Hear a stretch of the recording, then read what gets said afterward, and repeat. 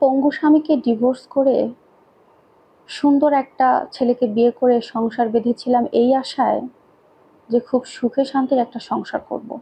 কিন্তু আমার সে জীবনে সেই সুখ শান্তি আজও মেলেনি। বিয়ের ৩ বছর পর আমার হাজবেন্ডের একটা রোড অ্যাক্সিডেন্টে দুটো পাই নষ্ট হয়ে যায়। ডাক্তারের কাছে নিয়ে গেলে ডাক্তার বলে সে আর কোনোদিনও হাঁটতে পারবে না, সে পঙ্গু হয়ে গেছে। কথাটা জানা মাত্র আমার বুকের ভেতরে খুব জোরে মোচড় মেরে ওঠে।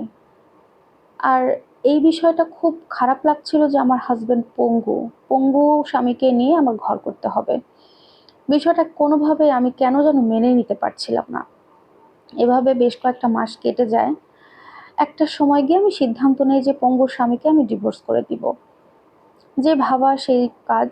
আমি আমার হাজবেন্ডকে ডিভোর্স করে আমি আমার বাবার বাড়িতে চলে যাই এবং সেখানে থাকাকালীন ১ বছরের মধ্যেই একটা ছেলের সাথে আমার সম্পর্ক হয়ে তাকে আমরা বিয়ে করি। আমরা বিয়ে করার পরে প্রায় ১ বছর সংসার জীবনের পর আমি একদিন শপিং মলে যাই। হঠাৎ সেখানে একটা লোক পেছন থেকে আমার জামা টেনে বলছে, আপা আমাকে ১০টা টাকা দেবেন, ২ দিন ধরে কিছু খাই না। পেছনে ঘুরে দেখতেই দেখি সেটা ছিল আমার প্রাক্তন স্বামী। ওকে দেখে খুব খারাপ লাগলো। ওকে প্রশ্ন করলাম, তোমার এই অবস্থা, এখানে এভাবে ভিক্ষা করছো? তোমার তো পরিবারের সবাই ছিল, তোমার তো অবস্থা খারাপ না? তখন সে আমাকে বলল, যে কারণে তুমি আমাকে ছেড়ে চলে গেছো, একই কারণে আমার মা বাবা ভাই বোন আমার সবাই চলে গেছে। যাই হোক সেসব বাদ দাও, ১০টা টাকা দাও, আমি চলে যাব। তখন বারবার নিজেকে বড় অপরাধী মনে হচ্ছিল।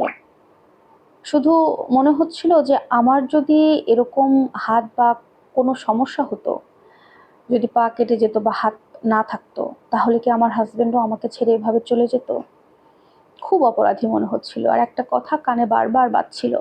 আমার হাজবেন্ড আমাকে প্রায়ই বলতো, আমি তোমাকে অনেক ভালোবাসি, তোমার যখন যা দরকার হবে আমাকে বলবে, আমি আমার সাধ্যমতো তোমাকে এনে দেওয়ার চেষ্টা করব। শুধুমাত্র সব পরিস্থিতিতে আমার সাথে তুমি থেকো, আমাকে ছেড়ে কখনো যেও না। কানে খুব বাজে কথাটা। যাই হোক ওকে আমি ১০০ টাকা দিতে চাইলাম, ওই মুহূর্তে সে নিল না। ওকে বললাম, তাহলে চলো আমি তোমাকে আজকে একটু খাওয়াই, সেটাতেও রাজি না। ১০ টাকা দিতে সে সেখান থেকে পা পা তো হাঁটতে পারে না, হাতের উপরে ভর দিয়ে আমার সামনে থেকে চলে গেল। খুব খারাপ লাগছিল। সত্যি কথা বলতে ও পঙ্গু বলে ওকে আমি ডিভোর্স করে ভালো সুখে থাকবো, ভালো হ্যান্ডসাম স্বামীর সাথে সংসার করব, এটা ভেবে আমি আসলে ওকে ডিভোর্স দিয়ে বিয়ে করেছি আরেকটা। কিন্তু ভাগ্যের কি নির্মম পরিহাস, আমার জীবনের সুখ আল্লাহ দেয়নি। যাকে বিয়ে করেছি দেখতে অনেক সুন্দর, সেটা ঠিক আছে, কিন্তু ওর আচরণ একদম জানোয়ারের মতো।